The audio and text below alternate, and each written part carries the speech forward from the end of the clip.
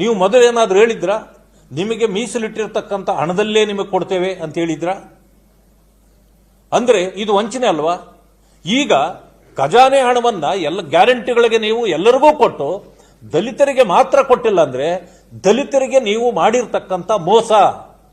ಇದು ನೇರವಾಗಿ ನಿಮ್ಮ ಮೇಲೆ ಆಪಾದನೆ ಇದೆ. ಇದು ಜನರು ಕೂಡ ಅರ್ಥ ಮಾಡ್ಕೊಳ್ಬೇಕು. ದಲಿತ ಸಮುದಾಯಗಳಿಗೆ ಅರ್ಥ ಆಗಿಲ್ಲ. ಯಾಕೆ ಅಂತಂದ್ರೆ ಅನೇಕ ದಲಿತ ಸಂಘಟನೆಗಳಿವೆ. ದಲಿತರಿಗೆ ಅನ್ಯಾಯ ಆದಾಗ ದಲಿತ ಸಂಘಟನೆಗಳು ಹೊರಗಡೆ ಬಂದು ಹೋರಾಟ ಮಾಡ್ತವೆ, ನಮಗೆ ಅನ್ಯಾಯ ಮಾಡಿದ್ದೀರಿ ಅಂತ. ಆದ್ರೆ ಇತ್ತೀಚೆಗೆ ಕೆಲವು ಸಂಘಟನೆಗಳು ಏನಾಗ್ಬಿಟ್ಟಿವೆ ಅಂತಂದ್ರೆ ಕಾಂಗ್ರೆಸ್ನ ಜೊತೆಯಲ್ಲೇ ಮಾರಾಟ ಆಗಿ ಹೋಗ್ಬಿಟ್ಟಿವೆ. ನಾನು ಎಲ್ಲಾ ಸಂಘಟನೆಗಳು ಅಂತ ಹೇಳಿಲ್ಲ, ಕೆಲವು ಸಂಘಟನೆಗಳು ಈ ಮಾರಾಟ ಆಗಿರೋ ಕಾರಣದಿಂದ ಅವರು ಏನೇ ಆದರೂ ಕೂಡ ಕಾಂಗ್ರೆಸ್ನ ಜೊತೆಯಲ್ಲೇ ಉಳಿತವ್ರೆ ಹೊರತು ಅವರು ಹೊರಗಡೆ ಬಂದಿಲ್ಲ. ಯಾಕೆ ಅಂತಂದ್ರೆ ಕಾಂಗ್ರೆಸ್ ಅವರ ಮೂಗಿಗೆ ತುಪ್ಪ ಸವರಿಬಿಟ್ಟಿದೆ. ಆ ಕಾರಣದಿಂದ ಅವರು ಕೇಳ್ತಾ ಇಲ್ಲ, ಇದರಿಂದ ಜನರಿಗೆ ಅರ್ಥ ಆಗ್ತಾ ಇಲ್ಲ. ನಾವು ಈಗ ತಮ್ಮ ಮೂಲಕ ಜನರಲ್ಲಿ ಅರಿವು ಮೂಡಿಸ್ತಕ್ಕಂಥ ಕೆಲಸವನ್ನು ಮಾಡ್ತಾ ಇದ್ದೇವೆ. ಅವರಿಗೆ ನ್ಯಾಯ ಸಿಗಬೇಕಾಗಿದ್ದಲ್ಲ, ನ್ಯಾಯ ಕೊಡಿಸ್ತಕ್ಕಂಥ ಕಾರಣಕ್ಕೆ ನಾವು ಹೋರಾಟವನ್ನು ಕೂಡ ಮಾಡ್ತಾ ಇದ್ದೇವೆ. ಇದು ದೊಡ್ಡ ವಂಚನೆಯ ಜಾಲ. ಈ ಗ್ಯಾರಂಟಿಗಳು ಅಂತಕ್ಕಂಥದ್ದೇ ಕಾಂಗ್ರೆಸ್ ಸರ್ಕಾರದ ಲೂಟಿ ಅಥವಾ ಕಳ್ಳತನಕ್ಕೆ ಇದೊಂದು ಕಳ್ಳ ಮಾರ್ಗ, ಇದು ವಾಮ ಮಾರ್ಗ. ಇದು ಇವತ್ತು ನೀವು ನೋಡಿದ್ರಿ, ಹೆಣ್ಣು ಮಕ್ಕಳಿಗೆ 2,000 ರೂಪಾಯಿ ಕೊಡ್ತಕ್ಕಂಥ ಏನು ಧನಲಕ್ಷ್ಮಿ ಯೋಜನೆ, ಗೃಹಲಕ್ಷ್ಮಿ ಯೋಜನೆ 5,000 ಕೋಟಿ ಹಣ ನಾಪತ್ತೆಯಾಗಿದೆ. ಈಗ ಸರ್ಕಾರ ಹೇಳಬೇಕು ಯಾವ ಲಕ್ಷ್ಮಿಯರ ಮನೆಗೆ ಹೋಯ್ತು ಹಣ ಅಂತ. ಸದನದಲ್ಲೂ ಕೂಡ ಚರ್ಚೆಗೆ ಬಂದಿದೆ, ಆದ್ರೆ ಸರಿಯಾದ ಉತ್ತರ ಇಲ್ಲ. ನಾವು ಹೇಳಿದ್ದು ತಪ್ಪಾಯ್ತು ಅಂದಿದ್ದಾರೆ, ಆದ್ರೆ ದುಡ್ಡು ಎಲ್ಲೋಯ್ತು ಅಂತ ಇದುವರೆಗೂ ಹೇಳಿಲ್ಲ. ಈಗ ದುಡ್ಡು ಬರಬೇಕಲ್ಲ. ಆಮೇಲೆ ಪರಿಶಿಷ್ಟ ಜಾತಿ ವರ್ಗಗಳ ಮಹಿಳೆಯರು, ಕಡು ಬಡವರು, ಅವರು ಕೂಲಿಗಾರರು, ದಿನ ಬಸ್ಸಲ್ಲಿ ಓಡಾಡೋ ಜನ ಅಲ್ಲ ಅವರು. ಹೆಣ್ಣು ಮಕ್ಕಳು ಬೆಳಗ್ಗೆ ಎದ್ರೆ ಕೂಲಿಗೆ ಹೋಗ್ಬೇಕು, ಕೂಲಿ ತಂದು ಮನೆ ನೋಡಬೇಕು. ಇಂಥ ಕೆಲಸ ಮಾಡೋರು ಬಸ್ಸಲ್ಲಿ ಎಲ್ಲಿ ಓಡಾಡ್ತಾರೆ? ಅಲ್ಪ ಸ್ವಲ್ಪ ಜನರು ಓಡಾಡಿದ್ರು ಕೂಡ ನೀವು ಜನಸಂಖ್ಯೆಗೆ ಅನುಗುಣವಾಗಿ ಹಣವನ್ನು ತೆಗೆದು ಬಿಟ್ಟಿದ್ದೀರಿ. ಇದು ಯಾರಿಗೂ ಹೋಗ್ತದೆ? ಇದು ದಲಿತ ಸಮುದಾಯಗಳಿಗೆ ಮಾಡತಕ್ಕಂಥ ಅನ್ಯಾಯ. ದಲಿತ ಹೆಣ್ಣು ಮಕ್ಕಳು ಹೆಚ್ಚಿಗೆ ಬಸ್ಸಲ್ಲಿ ಹೋಗೋದಿಲ್ಲ, ಅದರಿಂದ ಅದು ಕೂಡ ಫೇಲ್ಯೂರು. ಜೊತೆಗೆ ಈ 2,000 ಹಾಕೋದ್ರ ಬದಲು ಜನರಿಗೆ, ಆ ಬಡವರಿಗೆ ಅದು ಮುಟ್ಟೋದೇ ಇಲ್ಲ, ಅದು ಕೂಡ ಫೇಲ್ಯೂರು. ಅಕ್ಕಿ ಕೊಡ್ತಕ್ಕಂಥದ್ದು ಅನ್ನಭಾಗ್ಯ, ಅದು ಅನೇಕರಿಗೆ ಕಾರ್ಡ್ ಅನ್ನು ತೆಗೆದು ಬಿಟ್ಟಿದ್ದೀರಿ. ಆಮೇಲೆ ಈಗ ನೀವು ಕೊಡೋ ಅಕ್ಕಿ ಕಳ್ಳಸಂತೆಯಲ್ಲಿ ಮಾರಾಟ ಆಗ್ತಾ ಇದೆ, ಅದು ಫೇಲ್ಯೂರು. ನೀವೇನು 200 ಯೂನಿಟ್ ಅಂತ ಕೊಡ್ತಿದ್ದೀರಿ, ಅದು ದಲಿತರಿಗೆ ನಮ್ಮ ಸರ್ಕಾರ ಇರುವಾಗಲೇ, ಬಿಜೆಪಿ ಸರ್ಕಾರ ಇರುವಾಗಲೇ ಗೃಹ ಜ್ಯೋತಿ, ಕುಟೀರ ಜ್ಯೋತಿ ಮತ್ತೆ ಭಾಗ್ಯ ಜ್ಯೋತಿ, ಈ 3 ಸ್ಕೀಮ್ಗಳು ಫ್ರೀನೇ ಬರ್ತಿತ್ತು. ಅದರ ಮೇಲೆ ನಮ್ಮ ಸರ್ಕಾರ 75 ಯೂನಿಟ್ ಫ್ರೀ ಅಂತ ಕೊಟ್ಬಿಟ್ಟಿದ್ವಿ. ದಲಿತ ಸಮುದಾಯಗಳಿಗೆ ನೀವು ಇನ್ನೂ ಫ್ರೀ ಏನು ಕೊಡುವಂಥದ್ದು ಏನು ಉಳಿದಿರಲಿಲ್ಲ. ಆದ್ರಿಂದ ಅಲ್ಲಿಯೂ ನಮಗೆ ವಂಚನೆ ಮಾಡಿ ನಮ್ಮ ಹಣ ತಗೊಳ್ತಾ ಇದ್ದೀರಿ, ಅದನ್ನು ಅಲ್ಲಿಗೆ ಫೇಲ್ಯೂರು. ಯುವಕರಿಗಂತೂ 1,500 3,000 ಕೊಡ್ತಿದ್ದು ಅದು ಯಾರಿಗೂ ತಲುಪಲೇ ಇಲ್ಲ, ಯಾರು ಕೇಳೋರು ಇಲ್ಲ. ಒಟ್ಟಾರೆ ನಿಮ್ಮ ಗ್ಯಾರಂಟಿಗಳು ಸಂಪೂರ್ಣವಾಗಿ ಫೇಲ್ ಆಗಿವೆ. ಫೇಲ್ ಆದ್ಮೇಲೆ ಗ್ಯಾರಂಟಿಗಳ ಅನುಷ್ಠಾನ ಸಮಿತಿ ಏನಕ್ಕೆ ಬೇಕಿದಕ್ಕೆ? ಮೊದಲು ಅದನ್ನು ಡಿಸಾಲ್ವ್ ಮಾಡಿ. ಸರ್ಕಾರದ ಹಣದಲ್ಲಿ ಕಾಂಗ್ರೆಸ್ನ ಮುಖಂಡರು ಮತ್ತೆ ಕಾರ್ಯಕರ್ತನನ್ನ ನೇಮಕ ಮಾಡಿ ನೀವು ಮೋಜು ಮಸ್ತಿ ಮಾಡ್ತಾ ಇದ್ದೀವಿ. ನಾನಿವತ್ತು ನಿನ್ನೆ ಒಂದು ವಿಷಯ ನನ್ನ ಗಮನಕ್ಕೆ ಬಂತು. ಇವತ್ತು ನಾವೆಲ್ಲರೂ ಶಾಸಕರಿದ್ದೀರಿ, ಇಲ್ಲಿ ಸದನ ನಡೀತಾ ಇದೆ, ಇಲ್ಲಿ ಚರ್ಚೆಗಳಿದೆ, ನಮ್ಮ ಕೆಲಸ ಇದೆ, ನಾವು ಬಂದಿದ್ದೇವೆ ಬೆಳಗಾವಿಗೆ. ಗ್ಯಾರಂಟಿ ಅನುಷ್ಠಾನ ಸಮಿತಿಯ ಕೆಲಸ ಇಲ್ಲೇನಿತ್ತು? ಅದರ ಉಪಾಧ್ಯಕ್ಷರು ಇಲ್ಲಿ ಬಂದಿದ್ದಾರೆ ಬೆಳಗಾವಿಗೆ. ನನಗೂ ಸೇರಿ ಒಂದು ಸಿಂಗಲ್ ರೂಮ್ ಕೊಟ್ಟಿದ್ರು, ಯುಕೆನಲ್ಲಿ ಒಂದು ಸಿಂಗಲ್ ರೂಮ್ ಕೊಟ್ಟಿದ್ರು. ನಾನು DC ಅವರಿಗೆ ಜಗಳ ಮಾಡಿದೆ, ಏನ್ರಿ ನನ್ನ ಪ್ರೋಟೋಕಾಲ್ ಪ್ರಕಾರ ನಮಗೆ ಶೂಟ್ ಕೊಡಬೇಕು, ಯಾಕೆ ಕೊಟ್ಟಿಲ್ಲ sir? Shortage of rooms. Okay, shortage of ಅಂದ್ಮೇಲೆ ಆಮೇಲೆ ಏನ್ ಮಾಡಿದ್ರು, ಇನ್ನೊಂದು ಯಾವ್ದೋ ಸ್ವಲ್ಪ ದೊಡ್ಡ ರೂಮ್ ಕೊಟ್ಟರು. ಅದಾದ್ಮೇಲೆ ಮತ್ತೆ ಫೋನ್ ಮಾಡಿದೆ, ಈಗ ದೊಡ್ಡ ರೂಮ್ ಕೊಟ್ಟಿದ್ದೀರಿ, ನೀವು ಬೇರೆ ಬೇರೆ ಅವರಿಗೆಲ್ಲ ಶೂಟ್ಗಳು ಯಾಕೆ ಕೊಟ್ಟಿದ್ದೀರಿ ಅಂತ ಕೇಳಿದೆ. ಯಾರಿಗೆ ಕೊಟ್ಟಿದ್ದೀವಿ ಸರ್ ಅಂದ್ರು. ಹಂಗೇನು ಕೊಟ್ಟಿಲ್ಲ ಸರ್ ಅಂದ್ರು. ಅದ್ಯಾರೋ ಅನುಷ್ಠಾನ ಸಮಿತಿಯ ಉಪಾಧ್ಯಕ್ಷ ಅಂತೇಳಿ, ಏನವ್ರ ಹೆಸರು, ಉಪಾಧ್ಯಕ್ಷ, ಅನುಷ್ಠಾನ ಸಮಿತಿಯ ಉಪಾಧ್ಯಕ್ಷ ಇಲ್ಲಿ ಇದರಲ್ಲಿ ಬೆಳಗಾವಿಯಲ್ಲಿ ಬಂದಿದ್ದಾರೆ. ಆ ಹೋಟೆಲ್ ಯಾವುದೋ ಹೋಟೆಲ್ ಬಂದು ಇಳ್ಕೊಂಡಿದ್ದಾರೆ. DC ಅವರು ಅವರಿಗೆ ಶೂಟ್ ರೂಮ್ ಕೊಟ್ಟಿದ್ದಾರೆ, ಮತ್ತೆ ನಮಗೆ ಯಾಕೆ ಕೊಟ್ಟಿಲ್ಲ ಅಂದಮೇಲೆ ಮಾನ್ಯ ಅಶೋಕ್ ಅವರು ಯುಕೆನಲ್ಲಿ ಉಳ್ಕೊಂಡಿದ್ರು. ಅವರು ವೆಲ್ಕಮ್ ಇದಕ್ಕೆ ಹೋಗಿದ್ದಕ್ಕೆ ಅದು ಖಾಲಿ ಆಯ್ತು. ಖಾಲಿ ಆದ್ಮೇಲೆ ನನಗೆ ಕೊಟ್ಟರು. ಅಂದ್ರೆ ನಮ್ಮ ಇದಕ್ಕಾಗಿ ಹೋರಾಟ ಮಾಡಬೇಕು ನಾವು ಬಂದು ವಸ್ತಿಗೆ. ಆದ್ರೆ ನೀವು ಅನುಷ್ಠಾನ ಸಮಿತಿಯ ಸದಸ್ಯರು, ಅವರು ಏನು ಇದಕ್ಕೆ ಸಂಬಂಧವೇ ಇಲ್ಲ, ಈ ಸೆಷನ್ಗೆ ಬರೋ ಅವಶ್ಯಕತೆನೇ ಇಲ್ಲ, ಅಂತವರುಗಳಿಗೆಲ್ಲ ನೀವು ಐಷಾರಾಮಿ ರೂಮ್ಗಳನ್ನು ಕೊಡ್ತೀರಿ ಅಂದ್ರೆ ಸರ್ಕಾರದ ಕ್ರಮ ಏನು? ಯಾಕೆ ಹಿಂಗೆಲ್ಲ ಮಾಡ್ತಾ ಇದ್ದೀರಿ ನೀವು? ಇದನ್ನ ಪ್ರಶ್ನೆ ಮಾಡಬೇಕಲ್ಲ. ಹೀಗೆ ಟೋಟಲಿ ಈ ಅನುಷ್ಠಾನ ಸಮಿತಿ ಕೆಲಸವೇ ಇಲ್ಲ. ಅನುಷ್ಠಾನ ಮಾಡೋದಾಗಿದ್ದಿದ್ರೆ, ಅವರಿಗೆ ಯೋಗ್ಯತೆ ಇದ್ದಿದ್ರೆ ಈ ಕೊಟ್ಟಿರ್ತಕ್ಕಂಥ ಕಾರ್ಯಕ್ರಮಗಳ ಅನುಷ್ಠಾನ ಆಗೋದನ್ನು ಯಾಕೆ ಮಾಡಲಿಲ್ಲ? ಅವರು ತಪ್ಪು ಆಗಿರೋದನ್ನು ಯಾಕೆ ಸರಿಪಡಿಸಲಿಲ್ಲ ಅವರು? ಇನ್ನು ಇದು ಇರ್ತಕ್ಕಂಥದ್ದು. ಈಗ ಇನ್ನೊಂದು ಹೇಳ್ತೇನೆ, KSMCA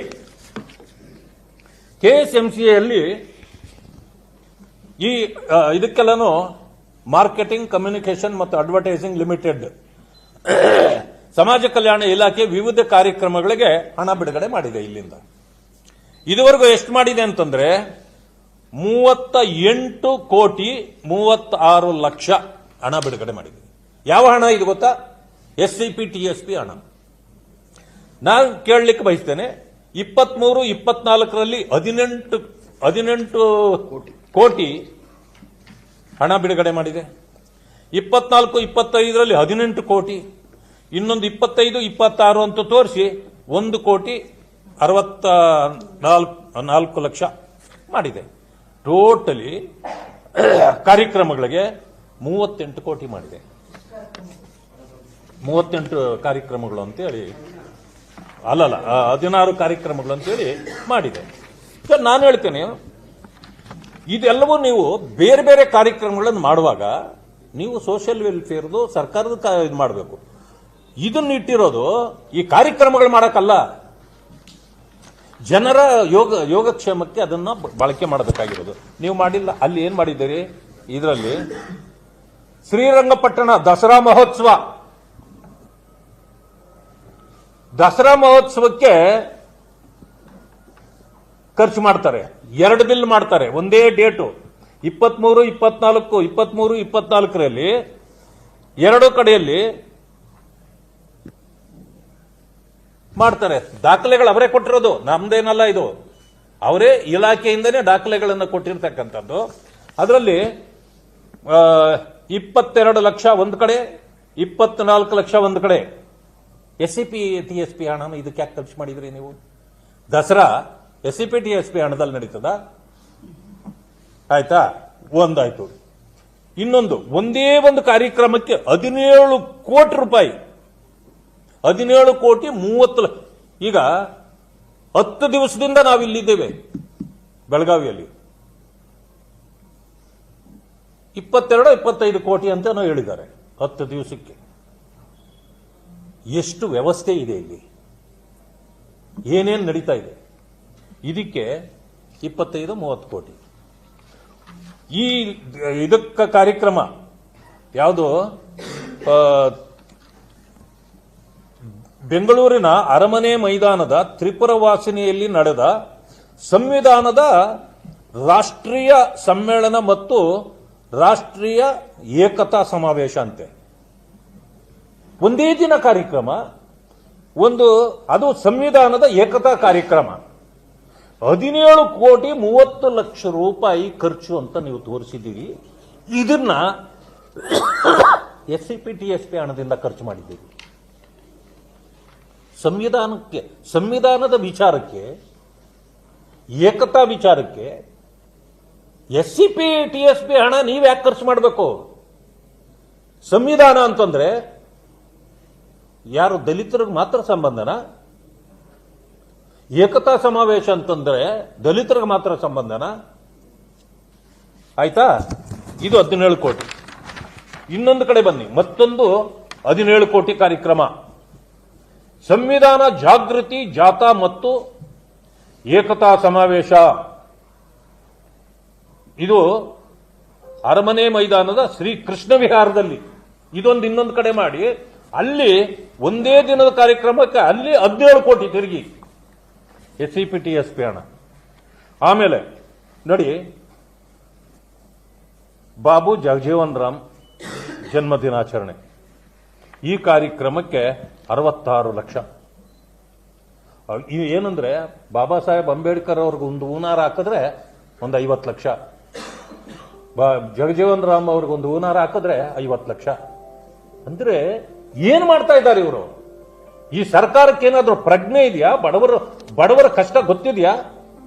50 ಲಕ್ಷ ಒಂದು ಇದಕ್ಕೆ ನೀವು ಖರ್ಚು ಮಾಡೋದಾದ್ರೆ ಎಷ್ಟು ಅದನ್ನ ಜನರಿಗೆ ಕೊಟ್ಟರೆ ಎಷ್ಟು ಲಾಭ ಆಗುತ್ತೆ? ಅವರ ಪರಿಸ್ಥಿತಿ ಇವತ್ತು ಕಷ್ಟದಲ್ಲಿರೋರು ಎಷ್ಟು ಮೇಲೆ ಬರ್ತಾರೆ? ಇದು ಇನ್ನೊಂದು ವಿಶೇಷ ಅನ್ನೋದು ತಿಳ್ಕೊಳ್ಬೇಕು. ನಮಗೆ ಈಗಾಗಲೇ ಮಾಹಿತಿ ಬಂದಿರತಕ್ಕಂಥದ್ದು, ಇದೆಲ್ಲವನ್ನೂ ಕೂಡ ನೀವು ಕಾಂಟ್ರಾಕ್ಟ್ ಕೊಟ್ಟಿದ್ದೀರಿ. ಯಾರಿಗೆ ಕಾಂಟ್ರಾಕ್ಟ್ ಕೊಟ್ಟಿರೋದು? Project communications. ಇದು ಅವಲೋಕನ 2ನೇ ಮುಖ್ಯ AECS 6ನೇ ಕ್ರಾಸ್ ಲೇಔಟ್ ಸಂಜಯ್ ನಗರ ಅವರಿಗೆ ಎಷ್ಟು ಕೊಟ್ಟಿದ್ದೀರಿ ಅಂತಂತಂದ್ರೆ ಲೆಕ್ಕವಿಲ್ಲ ಅವರಿಗೆ ಕೊಟ್ಟಿರೋದು ಕಾಂಟ್ರಾಕ್ಟ್ಗಳು. ಆಮೇಲೆ laughing waters production private limited ಅನ್ನೋ ಒಂದಿದು, ಸುಬೇದಾರ್ ಛತ್ರಂ ರೋಡ್ ಶೇಷಾದ್ರಿಪುರಂ. ಆಮೇಲೆ ಫ್ಯಾಬ್ ರೀಕಾನ್, ಅದು ಎಳಚೇನಹಳ್ಳಿ ಇಂಡಸ್ಟ್ರಿಯಲ್ ಲೇಔಟ್, ಎಳಚೇನಹಳ್ಳಿ 2ನೇ ಕನಕಪುರ ರಸ್ತೆ. Phase 1 invents enterprises Indiranagar Binnamangala. Sky blue event management KC enterprises, Tibbadevi tent house. ನೋಡಿ, ಇವೆಲ್ಲವನ್ನು ನೀವು ಇದರಲ್ಲಿ ಹಾಕಿ ನೋಡಿ, ಗೂಗಲಲ್ಲಿ ಹಾಕಿ ಇದನ್ನು ಚೆಕ್ ಮಾಡಿದ್ರೆ ಇದರ ರಿಜಿಸ್ಟ್ರೇಷನ್ನು, ಇದು ಎಲ್ಲಿದು, ಇದನ್ನ ವಹಿವಾಟು ಏನು ಮಾಡ್ತದೆ ಎಲ್ಲ ಬರಬೇಕು. ಎಲ್ಲೂ ಒಂದು ಕಡೆ ಇಲ್ಲ. ಅಂದ್ರೆ they are all bogus companies.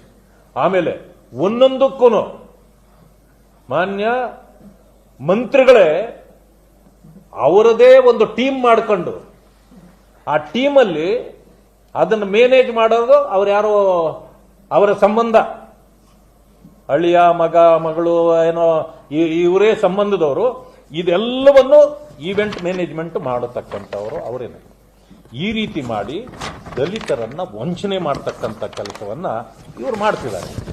ನಾನು ಹೇಳ್ತಕ್ಕಂಥ ಒಂದು ಮಾತು, ಈಗ ಜಯಂತಿ, ಸಂವಿಧಾನ ದಿನಾಚರಣೆ, ಪ್ರಜಾಪ್ರಭುತ್ವ ದಿನಾಚರಣೆ ನೀವು ಮಾಡಿ, ನಮ್ಮದೇನು ಅಭ್ಯಂತರ ಇಲ್ಲ, ಮಾಡಬೇಕು.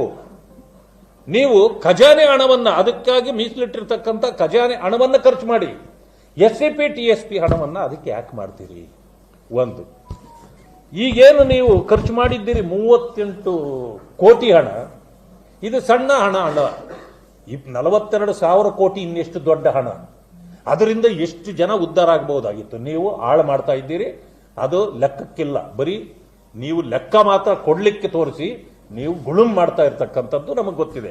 ಈ 38 ಕೋಟಿ ರೂಪಾಯಿ 36 ಲಕ್ಷ ಏನಾದರೂ ಭವಿಷ್ಯ ಕೆಲವು ಕುಟುಂಬಗಳಿಗೆ ಮನೆ ನಿರ್ಮಿಸಿಕೊಳ್ಳಲಿಕ್ಕೆ ಏನಾದರೂ ನೀವು ಹಣ ಕೊಟ್ಟಿದ್ದಿದ್ರೆ ಈ ಹಣನ 1900 ಮನೆಗಳು ಕಟ್ಟಬಹುದಾಗಿತ್ತು ಅವರಿಗೆ, ಆ ಬಡವರಿಗೆ. ನೀವು ಮಾಡಿಲ್ಲ. ಅಥವಾ ಅದು ಬೇಡ, ಈ ಯುವಕರಿಗೆ ಈ ಕಾರುಗಳು ಕೊಡ್ತಿರಲ್ಲ, ಟ್ಯಾಕ್ಸಿ ಓಡಿಸ್ಕೊಂಡು ಬದುಕ್ತಿಲಿ ಅಂತ, ಅಂತವರಿಗೇನಾದ್ರೂ ನೀವು ಕಾರುಗಳು ಕೊಡಿಸಿದ್ರೆ 1000 ಜನರಿಗೆ ಕಾರುಗಳು ಕೊಡಬಹುದಾಗಿತ್ತು. 1000 ಜನರಿಗೆ ಕುಟುಂಬಗಳು ಬದುಕುತ್ತಿದ್ವು, ಎಂಪ್ಲಾಯ್ಮೆಂಟ್ ಸಿಗ್ತಿತ್ತು. ಅದು ಬೇಡ ಅಂತ ಇಟ್ಕೊಳ್ಳಿ. ಒಂದು ಸಮಯ ಸ್ವಯಂ ಉದ್ಯೋಗ ಆಗಿದ್ದಿದ್ರೆ ನೀವು ಕೊಡ್ತಕ್ಕಂಥ ಸಾಲದ ರೂಪದಲ್ಲಿ ಕೊಡೋದು 3800 ಜನರಿಗೆ ನೀವು ಸಾಲ ಕೊಡಬಹುದಾಗಿತ್ತು, ಮಾಡಿಲ್ಲ. ಅಥವಾ ಗಂಗಾ ಕಲ್ಯಾಣ ಹಾಕ್ಸ್ಕೊಟ್ರೆ ರೈತರು ಉದ್ಧಾರ ಆಗ್ತಾರಂತ ಏನಾದ್ರೂ ನೀವು ಅದನ್ನ ನೀವು ಕೊಡೋಷ್ಟೇ ಹಣನ ಫಿಕ್ಸ್ ಮಾಡಿ ಕೊಟ್ಟಿದ್ದಿದ್ರೆ 760 ಕುಟುಂಬಗಳಿಗೆ ಗಂಗಾ ಕಲ್ಯಾಣ ಸಿಗ್ತಾ ಇತ್ತು. ಇಂಥ ಅನ್ಯಾಯ ಇವತ್ತು ನೀವು ಇದನ್ನೆಲ್ಲನೂ ತಪ್ಪಿಸಿ ಮಾಡ್ತಾ ಇದ್ದೀರಿ. ಇದು ಸರಿಯಾದ ಕ್ರಮ ಅಲ್ಲ. ಇದು ಲೂಟಿ ಸರ್ಕಾರ ಇದೆ. ಮಾನ್ಯ ಸಚಿವರಾಗಿರ್ತಕ್ಕಂಥ ಮಹದೇವಪ್ಪನವರು ದಲಿತ ವಿರೋಧಿ ಇದ್ದಾರೆ. ಇವರು ಕೇವಲ ಅವರ ಏನೋ ಬಾಸ್ಗಳನ್ನ ಹೋಲೈಕೆ ಮಾಡಿಕೊಂಡು ಇವರು ಲೂಟಿ ಮಾಡಿ ಇವರ ಕುಟುಂಬಗಳನ್ನ ಉದ್ಧಾರ ಮಾಡಿಕೊಳ್ಳೋ ಕೆಲಸ ಮಾಡ್ತಿದ್ದಾರೆ ಹೊರತು ಇದು ಸಮುದಾಯವನ್ನ ಉದ್ಧಾರ ಮಾಡತಕ್ಕಂಥ ಕೆಲಸ ಇವರಿಂದ ಆಗೋದಿಲ್ಲ. ತಕ್ಷಣ ಅವರು ರಾಜೀನಾಮೆ ಕೊಡಬೇಕು. ನಾನು ಹೇಳ್ತೇನೆ, ಬಾಬಾ ಸಾಹೇಬ್ ಅಂಬೇಡ್ಕರ್ ಅವರಿಗೆ ಅಪಮಾನ ಮಾಡೋ ರೀತಿಯಲ್ಲಿ ನೀವು ಇವತ್ತಿನ ದಿವಸ ಅಧಿಕಾರ ನಡೆಸ್ತಾ ಇದ್ದೀರಿ. ಈ ರೀತಿ ಏನಾದರೂ ಬಾಬಾ ಸಾಹೇಬ್ ಬದುಕಿದ್ದಿದ್ರೆ ಇಂಥವರನ್ನ ಎಲ್ಲಿಡಬೇಕು ಅಲ್ಲಿಡ್ತಿದ್ರು.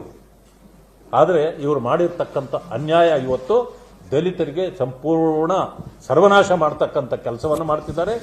ಇವರೇ ಮಂತ್ರಿಯಾಗಿದ್ದುಕೊಂಡು SCP TSP ಹಣಕ್ಕೆ ಇವರೇ ಇವತ್ತು ಲೂಟಿ ಮಾಡಿ ಜನರನ್ನ ವಂಚನೆ ಮೋಸ ಮಾಡಿ ಅವ್ರಿಗೆ ಏನೂ ಸಿಗಲಾರ್ದಿದ್ದಂಗೆ ಮಾಡ್ತಿದ್ದಾರೆ ಅಂತಕ್ಕಂಥ ವಿಚಾರವನ್ನ ನಾನು ತಮ್ಮ ಮುಂದೆ ಹೇಳಲಿಕ್ಕೆ ಬಯಸ್ತೇನೆ.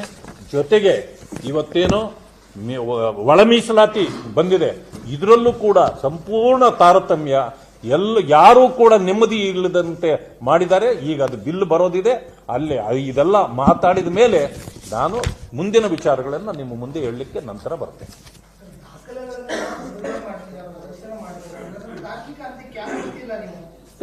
ಇಲ್ಲ, ತಾರ್ಕಿಕ ಅಂತ್ಯ ಇಷ್ಟೆಲ್ಲ ಇಟ್ಕೊಂಡು ನಾವು ಮಾತಾಡಿದ ಮೇಲೆ ಇದು ಒಂದು ರೀತಿಯ ತಾರ್ಕಿಕ ಅಂತ್ಯಕ್ಕೆ ಸರ್ಕಾರ ಬರಬೇಕು, ನಾವಲ್ಲ. ತಾರ್ಕಿಕ ಅಂತ್ಯ ಅಂತಂದ್ರೆ ನಿಮ್ಮ ಪ್ರಕಾರ ಏನು ಅಂದ್ರೆ ಅದಕ್ಕೆ ಉತ್ತರ ಅವರಿಂದ ಸಿಗಬೇಕು ಅನ್ನೋದಲ್ವಾ? ಉತ್ತರ ಅಲ್ಲಿ ಸಿಗಬೇಕು ಅಂತಂತಂದ್ರೆ ಉದ್ದಟತನ ತೋರಿ ಇದನ್ನ ನಾವು ತಲೆ ಕೆಡಿಸ್ಕೊಳ್ಳಲ್ಲ ಅನ್ನೋರನ್ನ ನಾವೇನ್ ಮಾಡಬೇಕು? ಅಂದಮೇಲೆ ನೀವು ಸಂವಿಧಾನದ ದಿನಾಚರಣೆ ಮಾಡ್ತೀರಿ, ಪ್ರಜಾಪ್ರಭುತ್ವ ದಿನಾಚರಣೆ ಮಾಡ್ತೀರಿ, ಬಾಬಾ ಸಾಹೇಬ್ ಅಂಬೇಡ್ಕರ್ ದಿನ ಅವರ ಜನ್ಮದಿನ, ಜಗಜೀವನ್ ರಾಮ್ ಅವರ ಜನ್ಮದಿನ ಇದೆಲ್ಲ ಮಾಡ್ತಿರಲ್ಲ, ಇದೆಲ್ಲ ನಿಮ್ಮದು ಬೊಗಳೆ ಅಂತ ಆಯ್ತು. ಇದಕ್ಕೆ ನೀವು ಉತ್ತರ ಕೊಡ್ಲಿಲ್ಲ ಅಂತಂದ್ರೆ ಇದು ನೀವು ಬೊಗಳೆ, ಇದು ಉದ್ದಟತನ, ಸರ್ವಾಧಿಕಾರ. ಇದನ್ನ ನಾವು ಖಂಡಿಸ್ತೇವೆ. ಇದನ್ನು ಬಿಟ್ಟು ಏನು ಮಾಡಬಹುದು ಮುಂದೆ ಅದರ ಬಗ್ಗೆನೂ ಯೋಚನೆ ಮಾಡ್ತೇವೆ.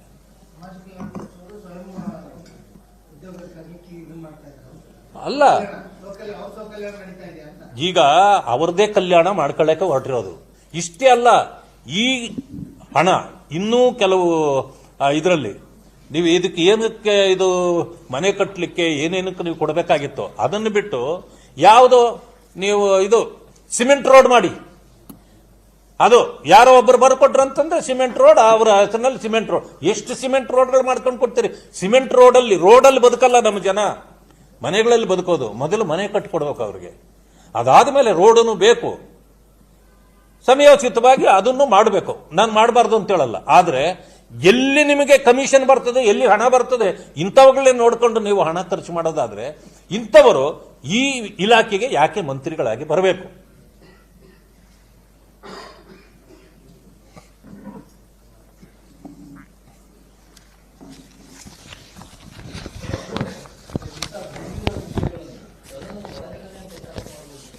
ಎಷ್ಟು ಸಾರಿ ಮಾಡಿಲ್ಲ ನಾನು?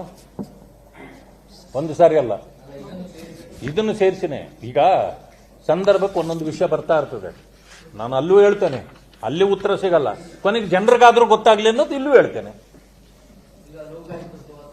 ಅಲ್ಲೆಲ್ಲ ಮಾಡ್ಬೇಕಾಗ್ತದೆ, ಅದನ್ನು ಮಾಡ್ತೇವೆ. ಅದನ್ನು ಮಾಡ್ತೇವೆ. ಬೇಕಾದಷ್ಟು ಸರಿ ಮಾಡಿದ್ದೇವೆ.